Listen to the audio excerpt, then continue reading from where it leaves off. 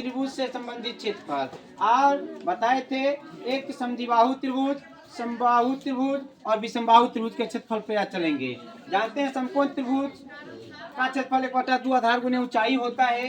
समबाहु त्रिभुज का क्षेत्रफल √3/4 भुजा स्क्वायर बोलेंगे या ए स्क्वायर बोलते हैं। समबाहु त्रिभुज की भुजा √3/2 ए बोलेंगे। समबाहु त्रिभुज की परिमाप 3a बोलते हैं। सम माने समान बाहु में भुजा, जिसकी सभी भुजा बराबर होता है, क्योंकि ये ए 3 a जोड़ a बराबर कितना होता है 3a, इसलिए समबाहु त्रिभुज की परिमाप क्या लिखते हैं बुआ 3a लिखते हैं। त्रिभुज की परिमाप जिसको 2s बोलते हैं, a + b + c। अब देखो ये कहाँ पर जब त्रिभुज की तीनों भुजा अलग अलग होता है, जिसको हम विषमबाहु त्रिभुज कहते हैं, वहां पर क्या बोलते हैं कि त्रिभुज की परिमाप a + b + c तीनों भुजा को जोड़ लेते हैं।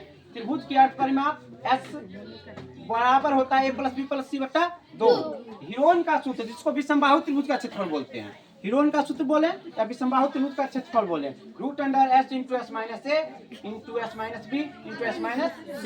समद्विबाहु समकोण त्रिभुज का क्षेत्रफल 1/2 भुजा स्क्वायर होता है। समद्विबाहु समकोण त्रिभुज का क्षेत्रफल जब कर्ण का मान दिया हुआ होता है, वहां पर 1/4 कर्ण स्क्वायर बोलते हैं। समद्विबाहु समकोण त्रिभुज की परिमाप 2a + h बोलते हैं। क्या है सम द्विबाहु, सम माने समान, द्वि दो, जिसकी दो भुजा बराबर होता है। जब दूगो भुजा बराबर है, देखो यहाँ पर ये और ये दूगो भुजा बराबर है, ये कर्ण है, इसलिए इसका परिमाप होता है 2a + h। एक बार बोलोगे सभी, समद्विबाहु समकोण त्रिभुज का क्षेत्रफल क्या होता है 1/4 कर्ण स्क्वायर।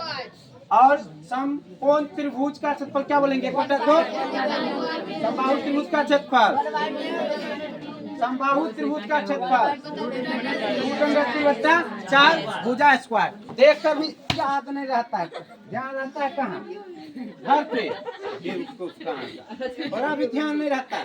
क्लास में हो तो क्लास में ध्यान रखो, समझ गए ना। 31 को दिमाग